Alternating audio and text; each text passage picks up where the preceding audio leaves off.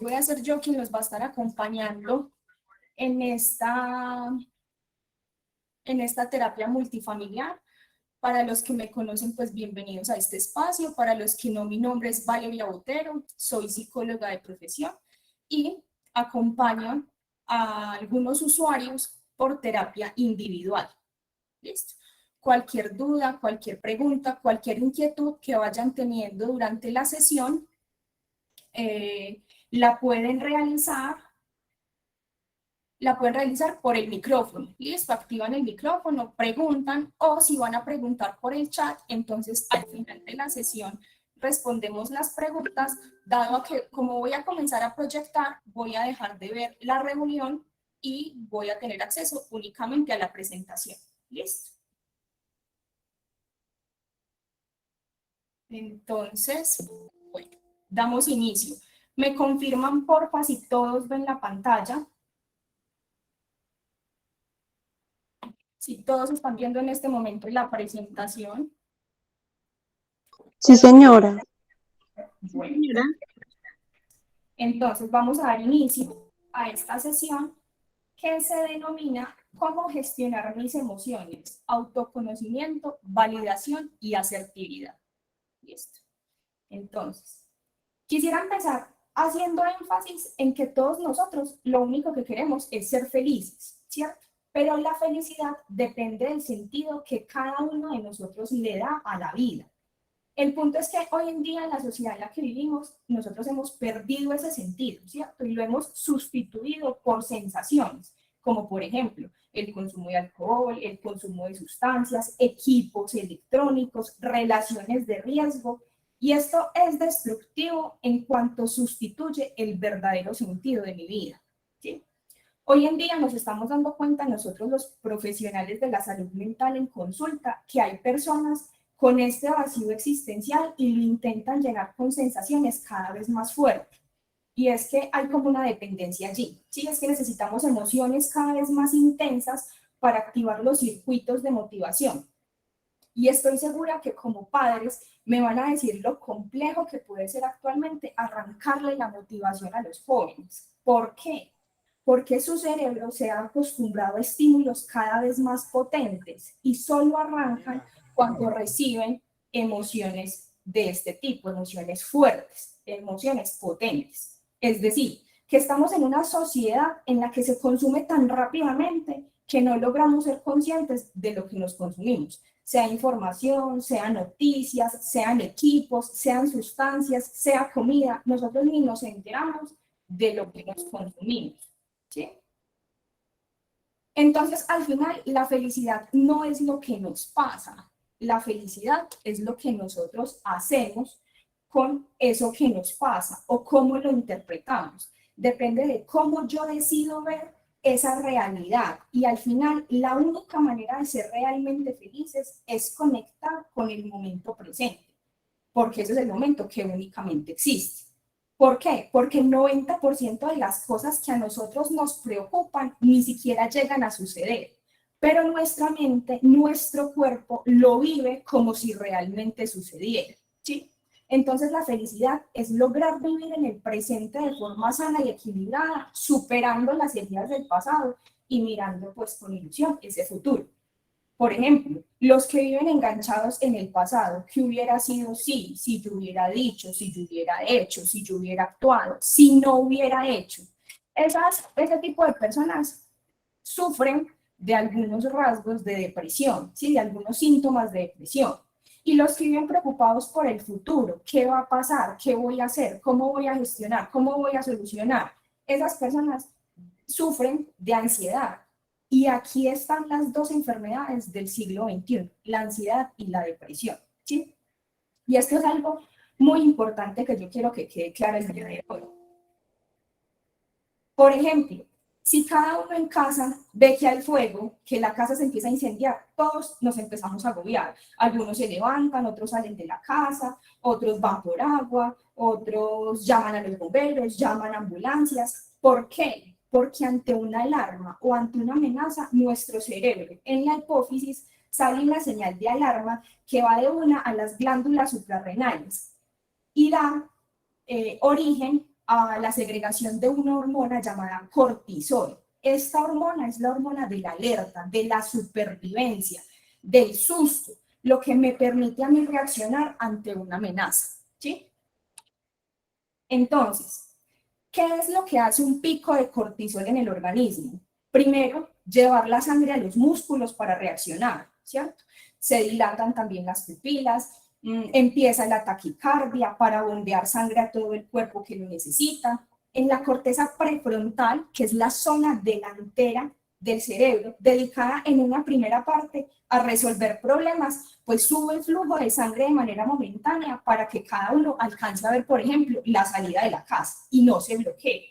¿Qué pasa cuando una persona no gestiona adecuadamente sus emociones? Pues muy posiblemente se logre bloquear en ese momento y no vea la salida, la puerta de salida. Y si la ve, no se inmute a salir, ¿sí?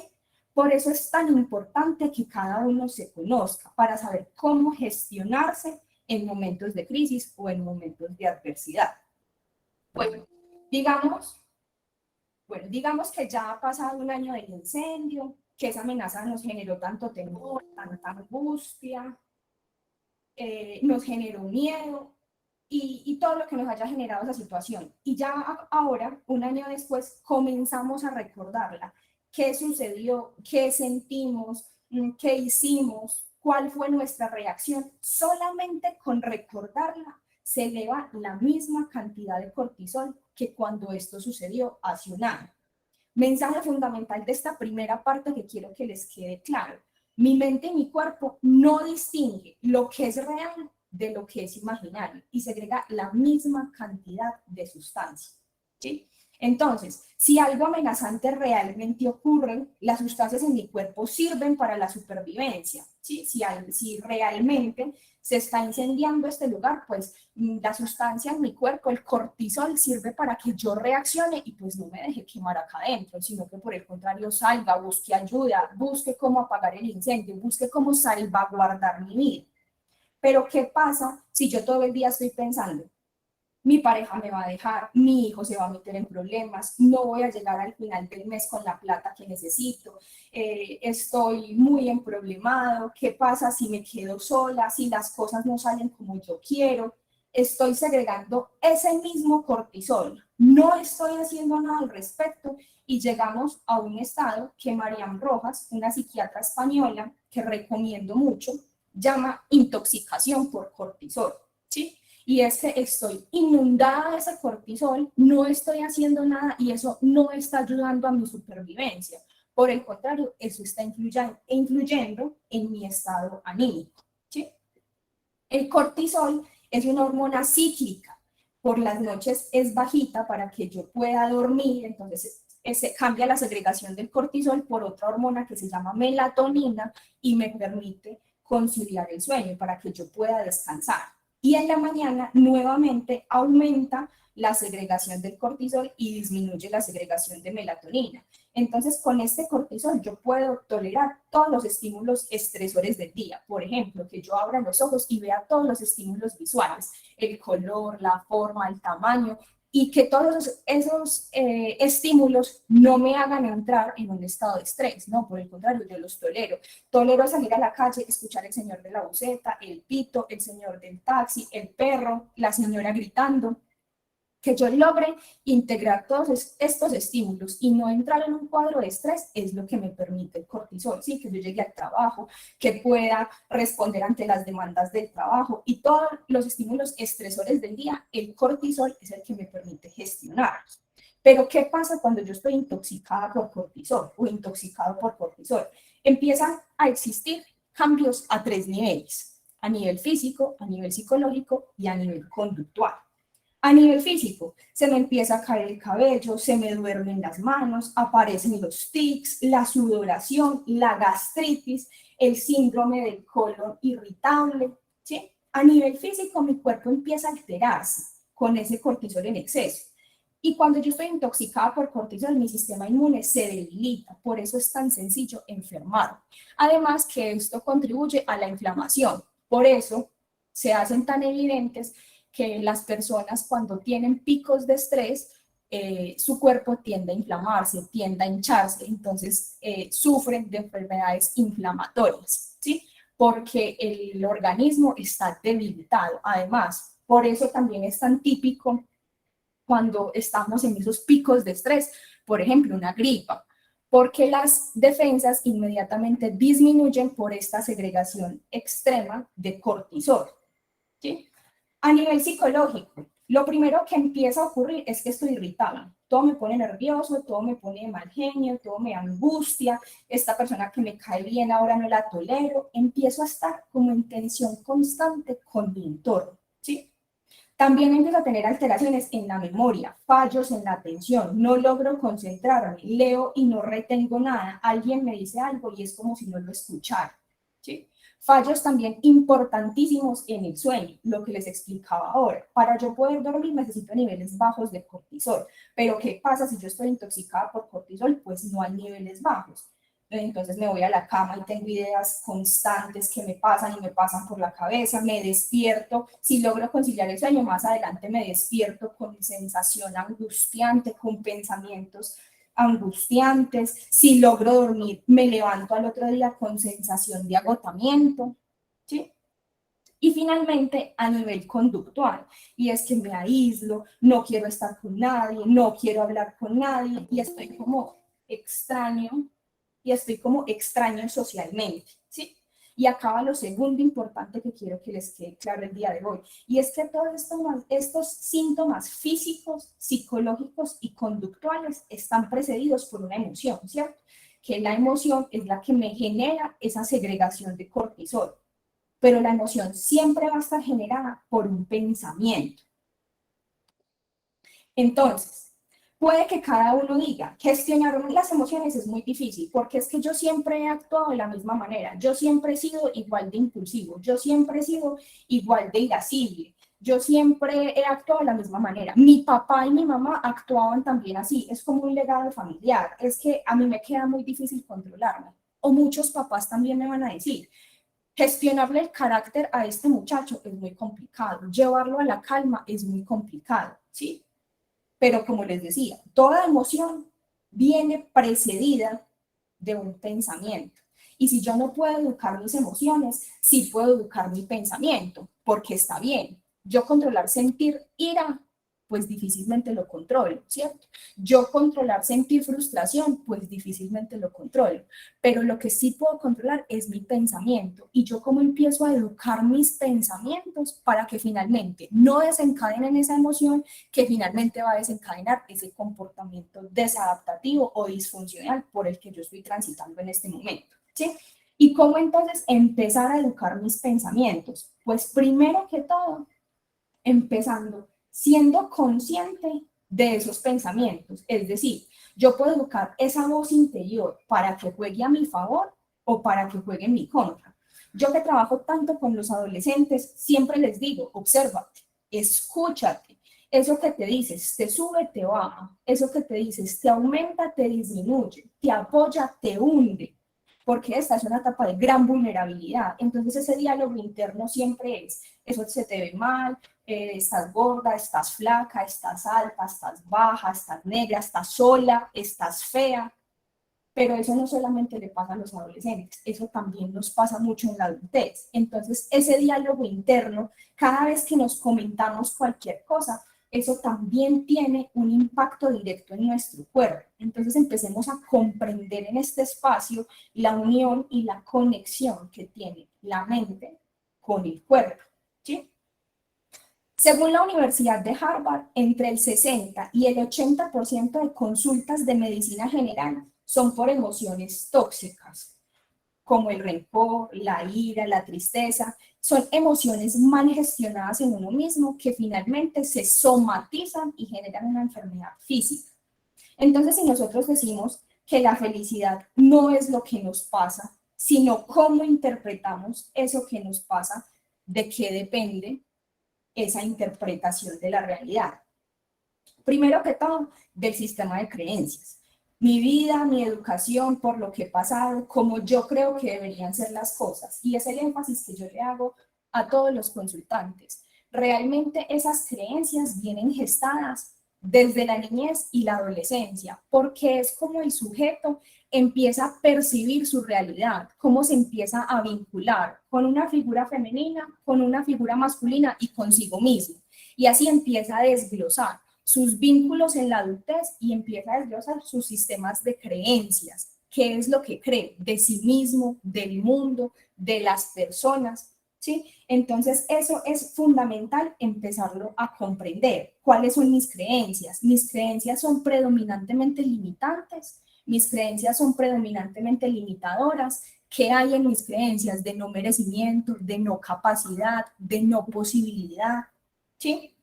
¿Qué es lo que yo creo y cómo construyo la realidad del mundo y de mí mismo? El segundo es el estado del ánimo. Si nosotros estamos deprimidos, pues claramente la percepción de nuestra realidad va a ser así, igual que cuando estamos felices y cuando estamos en una sensación de satisfacción, pues nuestra concepción de realidad va acorde a ese estado del ánimo. ¿Y de qué depende el estado del ánimo? Primero del sueño, porque una persona que no duerme, una persona que no descansa, tiene alterado el estado del ánimo.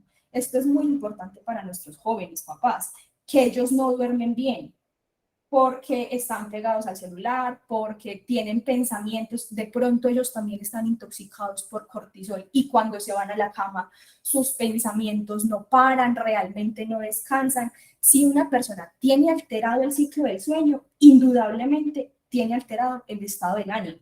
Por eso es tan importante empezar a educar a los muchachos, a los jóvenes y también a los adultos frente a hábitos de sueño saludables. ¿Sí? El segundo es el consumo de sustancias. Es un claro y directo alterador del estado del ánimo. ¿Por qué es un claro y directo alterador del estado del ánimo? Porque cuando yo ingiero alguna sustancia, cuando yo consumo una sustancia, tengo picos de dopamina. ¿Sí? La dopamina es el neurotransmisor del placer, es la hormona del placer. Entonces yo tengo un pico de dopamina muy alto, segrego mucha dopamina y después de esa segregación viene la ausencia de la dopamina, ¿cierto? Porque no se genera en el mismo nivel si yo no sigo consumiendo. Entonces es donde yo experimento esa sensación de vacío, que nada me genera tanto placer como eso, que nada me genera tanto bienestar como eso. Y claro, al existir la ausencia del consumo de sustancias, pues se viene como un vacío, una sensación de angustia, obviamente altera ese estado del ánimo. El tercero son las circunstancias. Lógicamente, si estamos pasando por una situación adversa, nuestro estado de ánimo pues, va a estar alterado. ¿Sí? Cuarto, la personalidad, los rasgos con los que constituimos nuestro modo de ser. Entonces, si nos vamos para los trastornos de personalidad, vamos a empezar a picar rasgos, ¿cierto? Yo tengo un poquito de narcisista, yo tengo un poquito de trastorno límite de la personalidad, yo tengo un poquito de ese evitativo, tengo un poquito de ese dependiente, claro, porque es que la personalidad es un espectro, ¿cierto? Es algo muy amplio y se constituye de muchos rasgos. Eso no hace que yo cumpla con los criterios para un diagnóstico de un trastorno de personalidad. Cuando mi rasgo se convierte en un trastorno, cuando genera disfuncionalidad o cuando es desadaptativo. Pero, por ejemplo, si yo empiezo a construirme como ser humano con algunos rasgos dependientes de personalidad, mi estado anímico, sin tener pilas, un trastorno de personalidad, sino solamente algunos rasgos, mi estado anímico va a fluctuar. Por ejemplo, si yo tengo una pareja o no tengo una pareja, si yo tengo un amigo con el que me siento afiliada o si no tengo ese amigo, ¿sí? Mi estado de ánimo va a empezar a fluctuar. Por eso se habla de los rasgos de personalidad sin tener un trastorno como tal, ¿sí? Quinto, la bioquímica. Son personas que tienen, por ejemplo, problemas de tiroides, menopausia, la adolescencia, el inicio de la menstruación. Es como se altera bioquímicamente el cerebro y esto directamente influye en ese estado del ánimo. Y finalmente, la actitud, que es fundamental en este espacio. Es decir, yo decido cómo quiero que esto me afecte, porque al final la actitud es una decisión y hasta donde yo permito, hasta donde yo establezco límites y hasta donde yo decido conscientemente que esta situación me genere malestar significativo, ¿sí? Y es aquí otro punto que yo quiero que les quede claro el día de hoy, y es sobre el sistema reticular activador ascendente. mejor para que les quede claro y no se les olvide, el sistema SARA, ¿sí? Sistema reticular activador ascendente. Este sistema se encuentra en el tronco del encéfalo, ¿sí? Y es el encargado de los cambios fisiológicos entre el sueño y la alerta. Entonces es el que me permite, por ejemplo, descansar bien cuando yo estoy en un estado de sueño, y es el que me permite también filtrar la información que yo considero importante cuando estoy alerta, es decir, cuando estoy despierto, cuando estoy en esa vigilia, ¿sí? Por ejemplo, es el sistema implicado que cuando una mujer está dudando si está en embarazo o no, sale a la calle y solamente se encuentra mujeres embarazadas. Camina por el barrio y solamente se encuentra mujeres embarazadas. Entra a sus redes sociales y sus conocidas, todas están en embarazo, ¿sí? Entonces la mujer dice como, ay, como aumentó la tasa de natalidad, o todas estamos quedando en embarazo al mismo tiempo, y realmente no es así. Realmente lo que está pasando es que ese sistema reticular activador ascendente, ese sistema SARA, está filtrando la información que para ella es importante en ese momento, ¿sí? Que es, por ejemplo, si tiene dudas si está en embarazo o no. Entonces ahí se empieza a encontrar con todas las mujeres en embarazo. ¿Realmente hay una tasa de natalidad extrema en este momento? No. ¿Realmente todas están quedando en embarazo al mismo tiempo? ¿Hay una ola de embarazadas? No. Ella está filtrando la información que le interesa, ¿sí? Con ese sistema SARA. Entonces, ¿quién es el principal inhibidor de ese sistema SARA? Los equipos electrónicos, los celulares, las tablets, sí, los equipos electrónicos. Y es que nosotros hemos dejado de vivir una vida real por vivir una vida virtual, ¿sí? Y por eso se nos pasan por alto situaciones, oportunidades, personas, porque no tenemos enfocada la atención en lo que realmente queremos. Ni siquiera tenemos claramente establecido qué es lo que deseamos, qué es lo que queremos.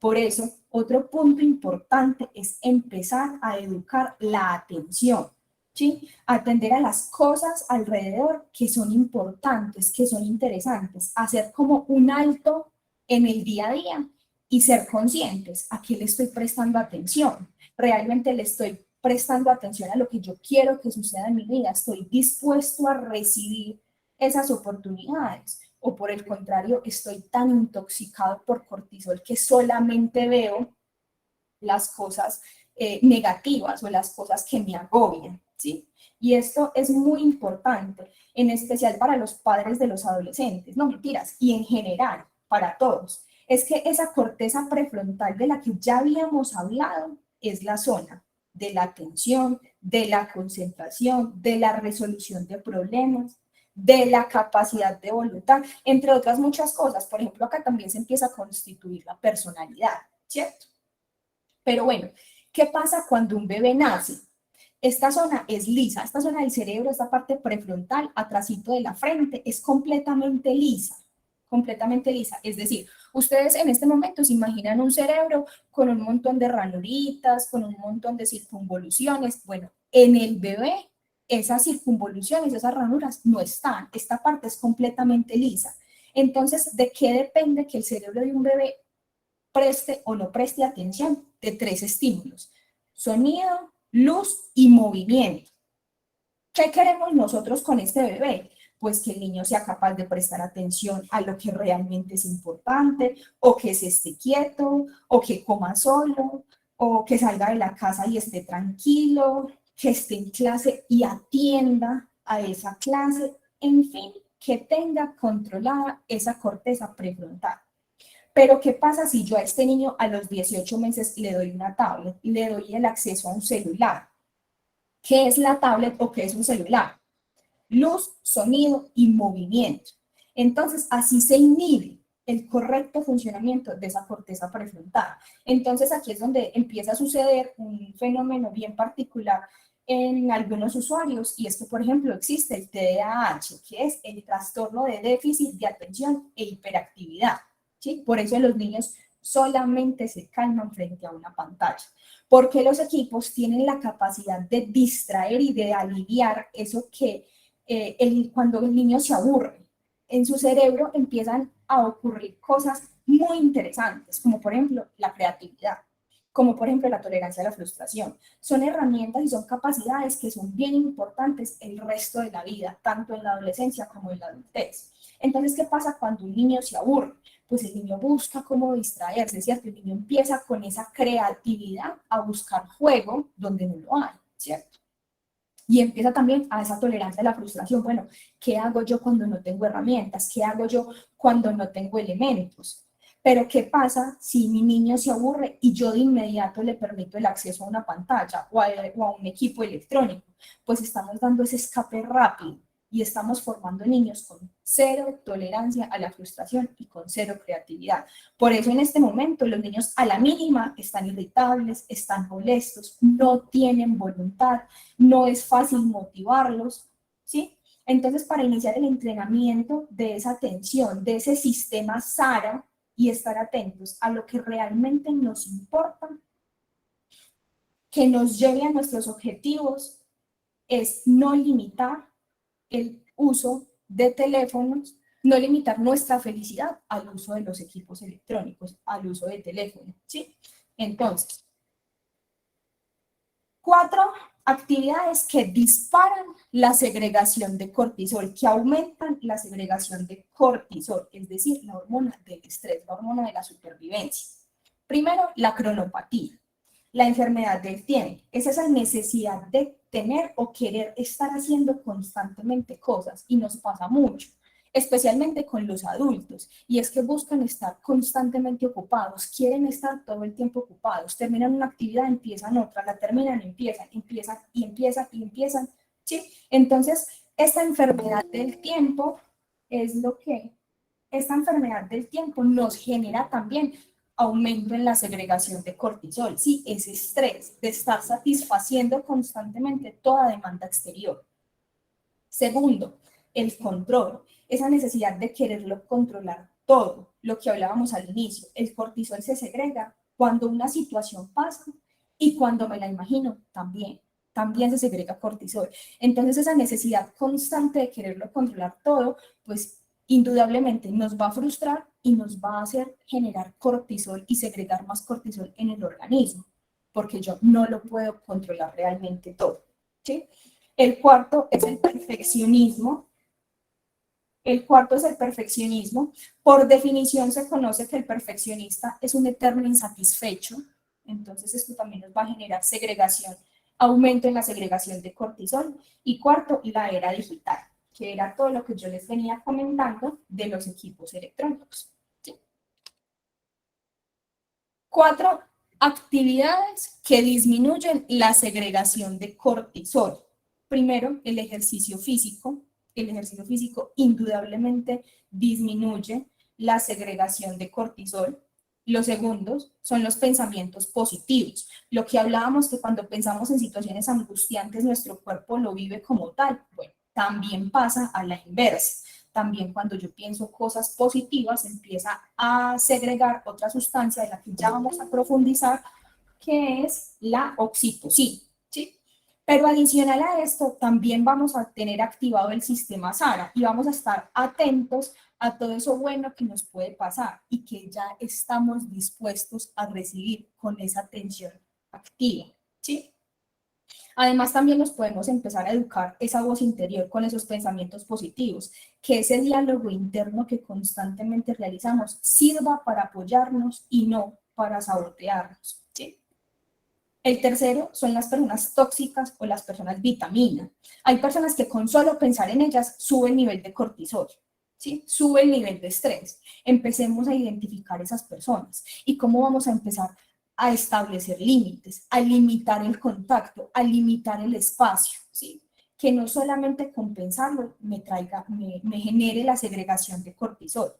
Y por otro lado, pues las personas vitamina, igual, personas que con solamente pensarlas se aumenta la segregación de serotonina en el cuerpo, que es el neurotransmisor de la felicidad, y la oxitocina, que es el neurotransmisor de la satisfacción, de la tranquilidad. Y ya pues identificando a estas personas vitamina, cómo yo empiezo a buscar espacios que me permitan fortalecer el vínculo con esta persona, ¿sí? Y finalmente, el mindfulness, que es la meditación. La meditación libera tensión, disminuye los niveles de cortisol e indudablemente me permite conectar con este momento presente, que es el único momento que realmente existe. Entonces, hasta acá va esta primera parte. Recuerden, todo pensamiento genera una emoción y toda emoción genera una conducta.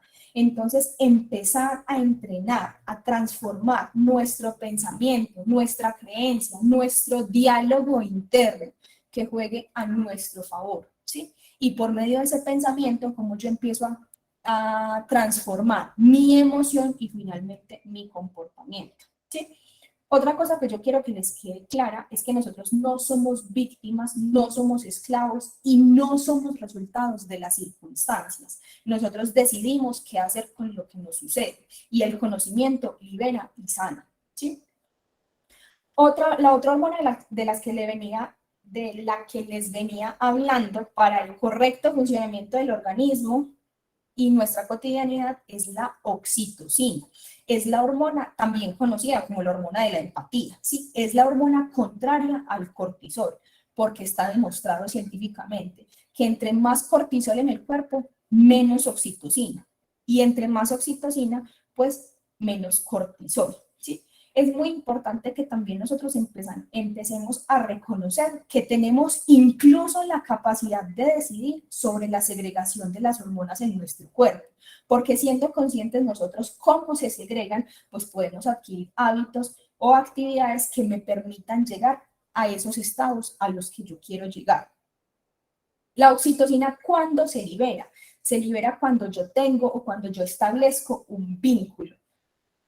Entonces, cuando mamá abraza a su hija, en una relación sexual, cuando se recibe un masaje, cuando se toma la mano de alguien, es decir, cuando hay un contacto y un vínculo, ¿sí? La oxitocina también, como les decía, es la hormona de la empatía, es decir, entre más empatía, más oxitocina, o entre más oxitocina, yo más empático logro ser. Entonces, por ejemplo, si volvemos al cortisol, que es la hormona del estrés, lo vamos a entender bien. Por ejemplo, si vamos en la calle, estamos estresados, intoxicados por cortisol, y hay una señora pidiendo dinero, pidiendo comida, con 2 niños pequeños. Posiblemente nosotros ni siquiera la veamos, por esa misma sustancia en el organismo, ese cortisol, además porque yo voy enfocado en esos pensamientos angustiantes, negativos, que me generan tanto malestar. Pero si, por ejemplo, vamos tranquilos, con sensación de bienestar, de repente vemos una señora mayor con 2 niños pidiendo comida, nosotros hacemos un alto, por lo menos hacemos un alto, y pensamos, le doy comida, le doy plata, o por lo menos le damos una sonrisa. Y eso es directamente liberación de oxitocina, ¿sí?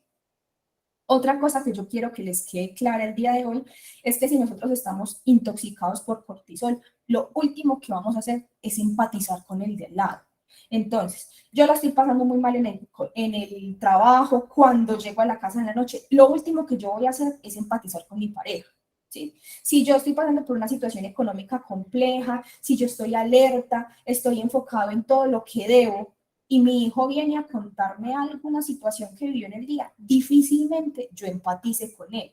Entonces empecemos a reconocer que parte de ese malestar nuestro, que parte de nuestro egoísmo viene de la intoxicación por cortisol y no porque realmente yo no sea empático, no porque realmente yo no sea capaz de ponerme en la situación de mi hijo, no porque realmente, pues sí, si bien mi hijo es muy rebelde, si bien mi hijo transgrede los límites, yo a veces no logro entenderlo, no porque se me dificulte ponerme en la posición de él, sino porque yo estoy intoxicada por cortisol. Entonces lo último que yo voy a hacer es empatizar con mi hijo, ¿sí? Y buscar entenderlo, buscar ponerme en sus zapatos, ¿sí?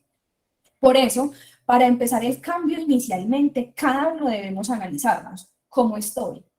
A mí cotidianamente sí me pasa lo que está diciendo Valeria. A mí cotidianamente sí me pasa esto, sí me pasa aquello. Yo como que sí voy analizando que yo estoy intoxicado por cortisol. O por el contrario, yo estoy en una fase de tranquilidad. Todo eso que dice Valeria a mí no me aplica, a mí no me pasa, ¿sí? Y ya sabiendo esto, empezar a ir al fondo de esto. ¿Por qué me sucede esto? ¿Qué es lo que a mí realmente me afecta? ¿Es mi personalidad? ¿Es porque yo no duermo bien? ¿Son las circunstancias? ¿Es mi actitud? Realmente, ¿cuál es el foco de mi dificultad? ¿Cuál es el desencadenante, el detonante que yo segregue más cortisol que el que debería? ¿Sí?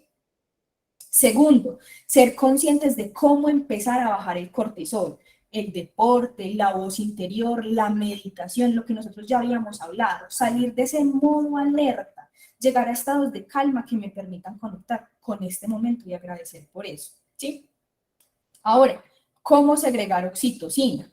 Meditando, teniendo contacto físico con alguien, como por ejemplo abrazando 8 segundos. Mariam Rojas, la psiquiatra de la que ya les hablé, la psiquiatra española, tiene un libro. Ese libro se llama ¿Cómo hacer que te pasen cosas buenas? Ella en ese libro argumenta en base a investigaciones científicas que cuando nosotros abrazamos a alguien por lo menos 8 segundos, empiezan a segregarse oxitocina, tanto en el cuerpo de la persona que yo estoy abrazando como en mi cuerpo.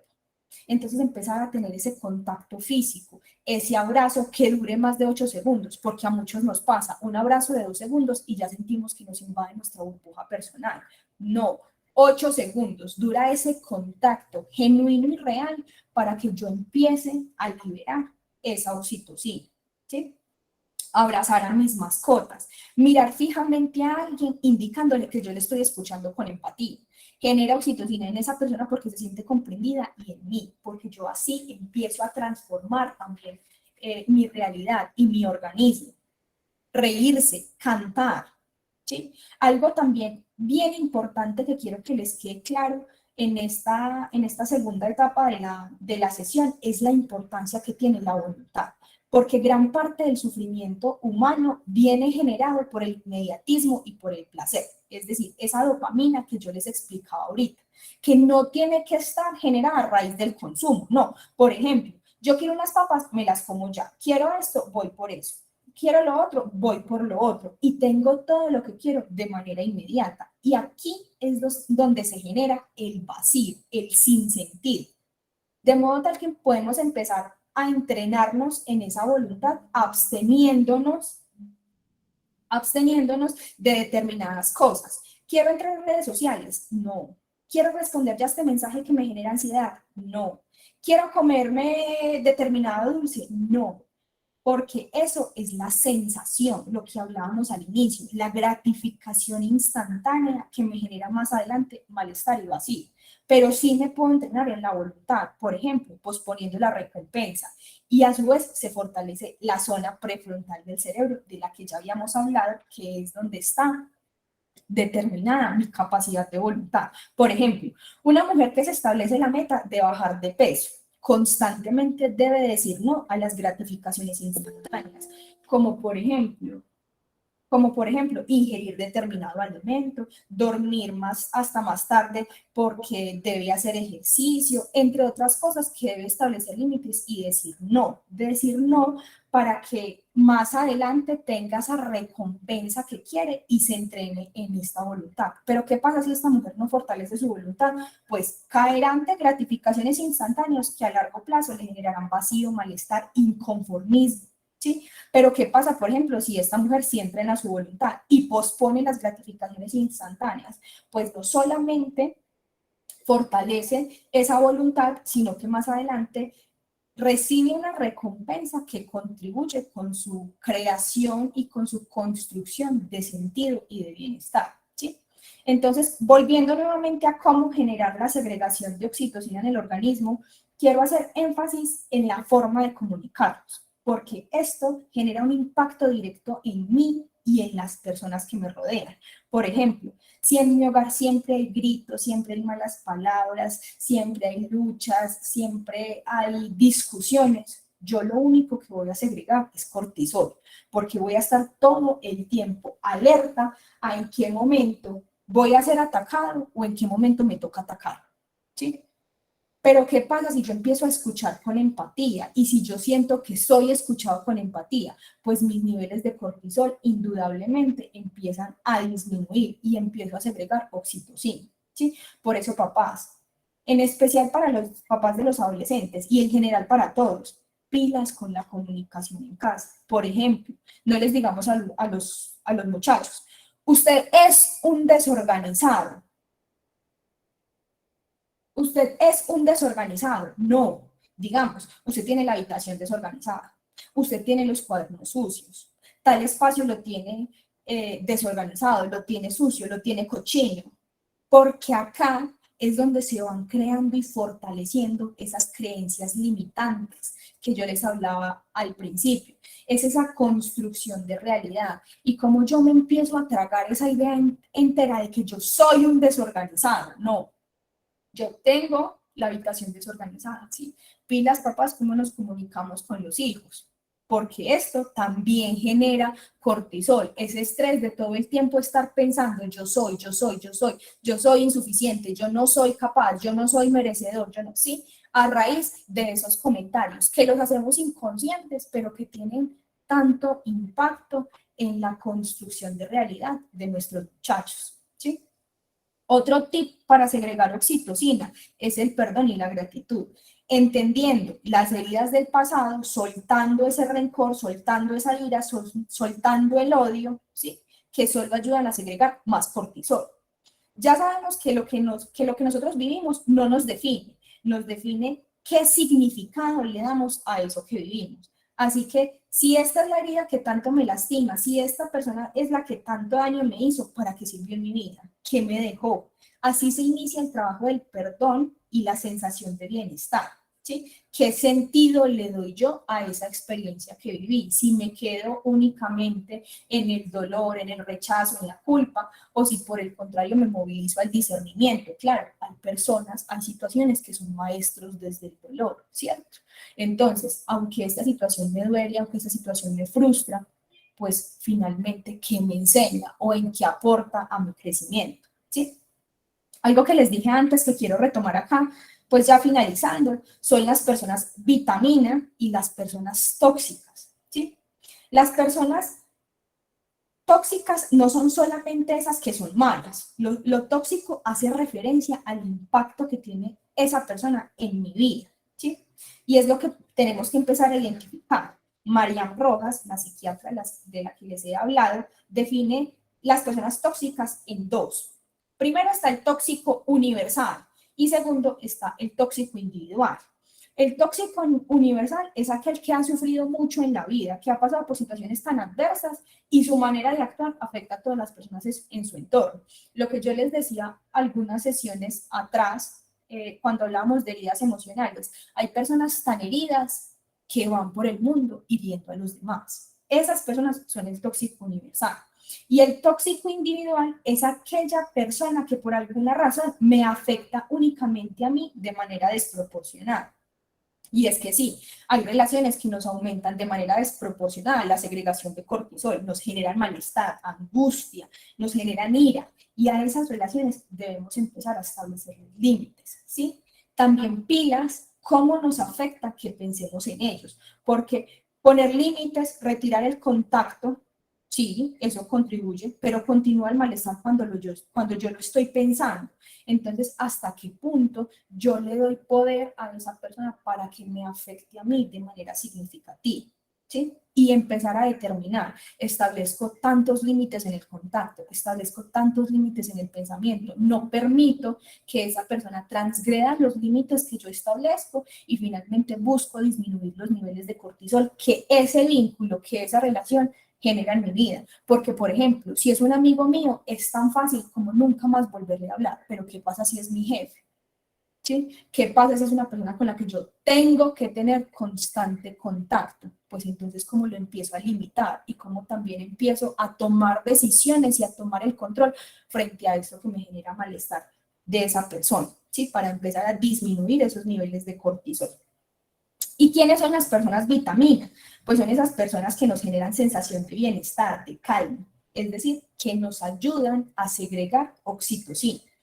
Lo complejo de esto es que si yo voy por la vida intoxicada de cortisol, difícilmente yo logre ser una persona vitamina para las personas a mi alrededor.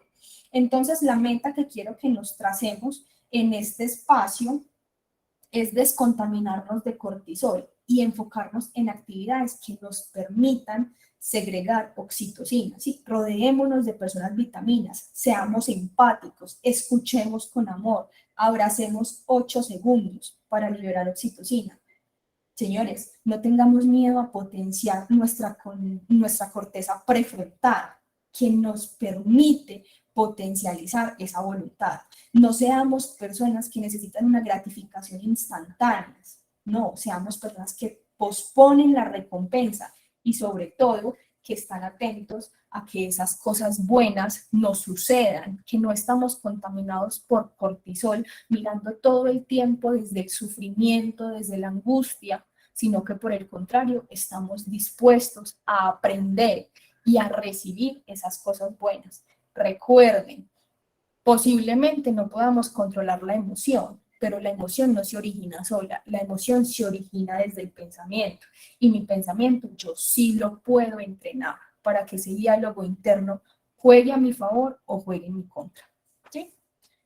Eso era todo lo que les quería compartir el día de hoy. Si hay dudas, si hay preguntas, si hay inquietudes.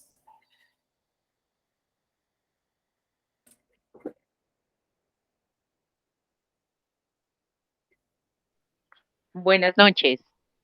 Buenas noches. No, felicitarlos, la charla maravillosa. Nos hace caer en cuenta, pues uno como padre de familia comete muchos errores. Tan sencillo cuando decías del cuarto desordenado, ¿cierto?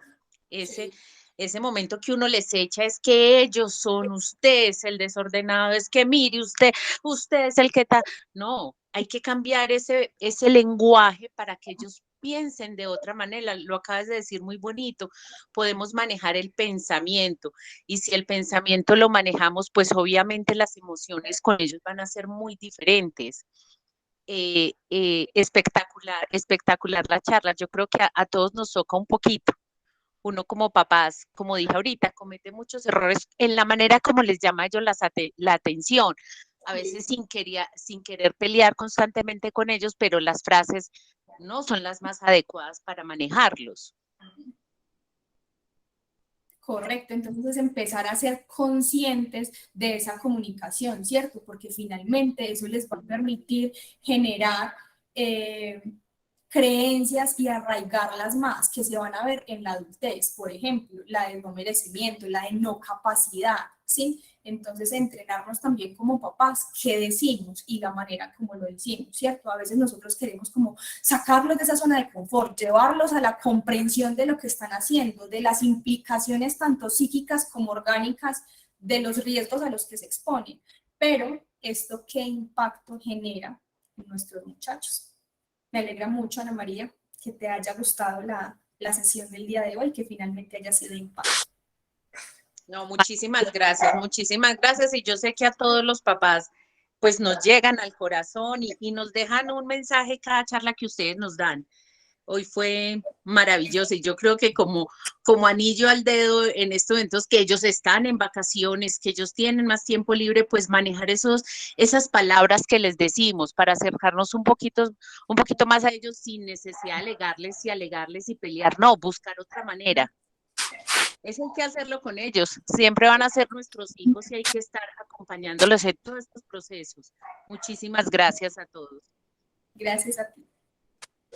Oye, Valeria, muchísimas gracias. Hoy fue súper increíble la charla. Muchas gracias. Hoy me sentí conectada. Hay días que uno como que no se conecta, también depende como las emociones por las que uno esté pasando o atravesando, porque pues al fin y al cabo nosotros como papás también somos humanos, llenos de emociones también, pero muchísimas gracias, súper interesante. Qué rico, Sandra, que te haya gustado y qué placer poderte acompañar también en este proceso a ti y a Jero. ¿Alguien más? ¿Dudas, preguntas? No, agradecerte también, igual que las otras dos mamás. Fue muy productivo porque lo aterriza uno mucho también. Yo que ya he un proceso largo, veo los resultados de todo lo que ha logrado. Con todo esto que ustedes nos han brindado a través de todo este año y medio que lleva ya, todo es uno poder aceptar muchas cosas que definitivamente es uno como adulto responsable, entre comillas, el que está tergiversando el camino que se debe seguir. Porque uno no acepta, uno dice, uno jura que está haciendo todo eso de lo que tú decías del cuarto, del orden, del pantaloncillo, de la media. Entre más se diga, peor. Yo no he vuelto a decir nada y el juicio es impresionante. Entonces es como toda esa cantaleta que le echaron a uno de chiquito se le queda a uno y una mamá de lo mismo. Claro, Muchas gracias. con todo el amor, mamá. ¿Alguien más? ¿Dudas, preguntas? Bueno, una feliz noche para todos. Muchísimas gracias por este espacio y por acompañarnos. Cualquier duda, cualquier pregunta, cualquier inquietud, pues siempre estamos prestos a solucionarla, ¿cierto? Recuerden, por favor, el profesional que está de disponibilidad los puede acompañar en cualquier situación que ustedes consideren importantes. Y eso es todo por el día de hoy. Muchísimas gracias. Muchas gracias. Gracias a Gracias, ustedes. feliz noche para todos. Descansen.